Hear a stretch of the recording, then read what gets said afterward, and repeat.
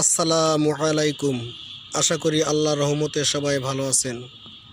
দেখুন, এই গাড়িতে ইলেকট্রিক পাওয়ার সাপ্লাই দেওয়ার জন্য 12 ভোল্টের দুইটা ব্যাটারি ব্যবহার করা হয়েছে। 12 ভোল্ট দুইটা মিলে হয় 24 ভোল্ট।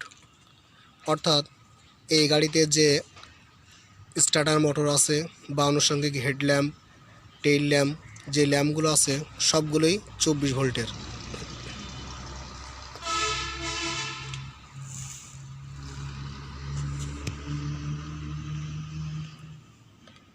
উষা কোম্পানির ব্যাটারি। তো এই ব্যাটারির উপরে দেখুন অনেকগুলো ভেন্ট প্লাগ দেওয়া আছে। এটাকে বলা হচ্ছে ভেন্ট প্লাগ। যখন গাড়ির ইঞ্জিনটা স্টার্ট দেবে তখন ইঞ্জিনের সঙ্গে অল্টারনেটর চলবে। অল্টারনেটর চললে ব্যাটারিটা চার্জ হবে এবং ব্যাটারিটা যখন চার্জ হবে তখন এর ভিতরে যে ইলেকট্রোলাইট আছে এটা গরম হয় এবং এর ভিতরে অনেক বাষ্প বা ভেপার তৈরি হয়।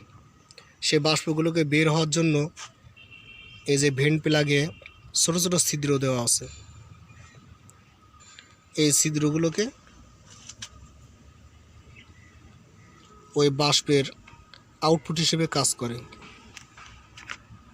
দেখুন, আমি একটা ভেন্ট প্লাগ খুলে দেখাই দিই। এর ভিতরে যে ইলেকট্রোলাইট আছে, স্টার্ট দেওয়ার সাথে সাথে এই ইলেকট্রোলাইট যেরকম আমরা চুলার উপরে যেরকম ভাত দিলে পানি উতলায়, ঠিক ওই রকমভাবে এর ভিতরে উতলায় এবং বুদবুদ তৈরি হয় এবং পানিটা খুব গরম হয়, বাষ্প তৈরি হয়। তো এখান দিয়ে এই ছোটো ছিদ্র দিয়ে বাষ্পগুলো বাইর হয়। সবসময় ছিদ্রগুলিতে পরিষ্কার রাখবেন, তাহলে ব্যাটারিটা ভালো থাকবে।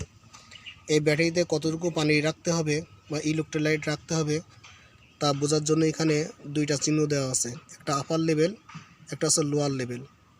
এই চিহ্ন বরাবর রাখতে হবে সর্বোচ্চ, আর সর্বনিম্ন রাখতে হবে এই বরাবর। এটা নিচে যাওয়া যাবে না, এটার উপরে যাওয়া যাবে না।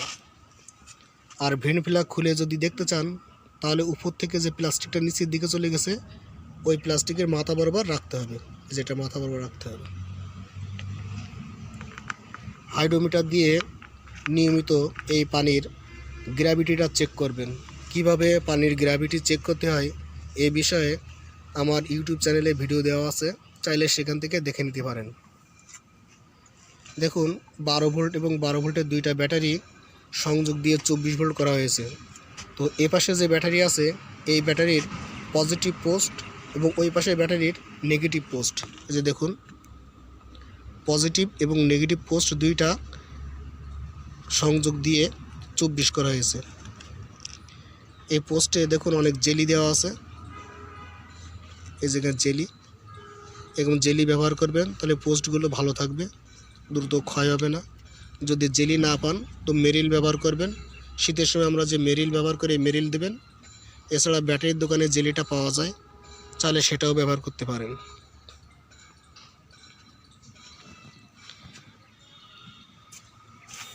আমরা অনেকে গাড়িতে বিভিন্ন ইলেকট্রিক আইটেম ব্যবহার করি, যেমন MP3, mobile charger, video player, বিভিন্ন কিছু ব্যবহার করি।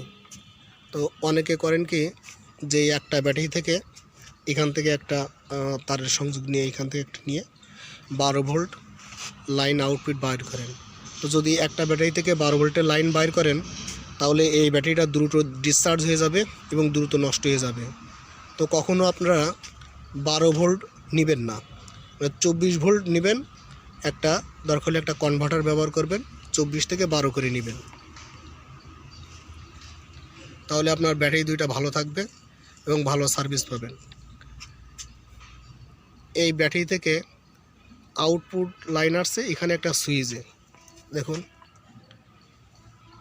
এই সুইচটা যদি এই পজিশনে দিয়ে রাখেন তাহলে আপনার গাড়িতে সব জায়গায় ইলেকট্রিক লাইন সংযোগ থাকবে। আর যদি সুইচটা এভাবে ঘোরাই দিই তাহলে লাইন এখন বন্ধ হয়ে গেছে, এখন এই গাড়িতে কোথাও আর ইলেকট্রিক সাপ্লাই নাই। তো এই সুইচটা সব দিকেই ঘোরে। আবার অন করতে চাইলে এই যে অন করে দিলাম, এখন সব জায়গায় লাইন আছে। আর এভাবে দিলে লাইন আবার অফ। তো যখন আপনারা গাড়িটা বন্ধ করে রাখবেন তখন অবশ্যই এইভাবে সুইচটা অফ করে রাখবেন, তাহলে আপনার ব্যাটারিটা দ্রুত আর ডিসচার্জ হবে না।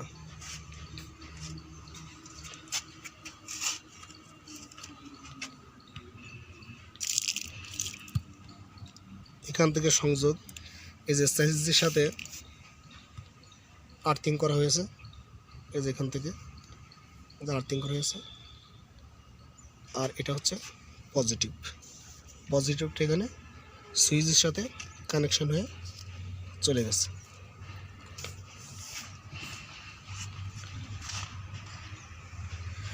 এমন আরও ভিডিও দেখতে চাইলে আমার চ্যানেলটা সাবস্ক্রাইব করে রাখুন এবং লাইক বাটনে একটি লাইক দিবেন। ভালো থাকবেন সবাই, আল্লাহ হাফেজ।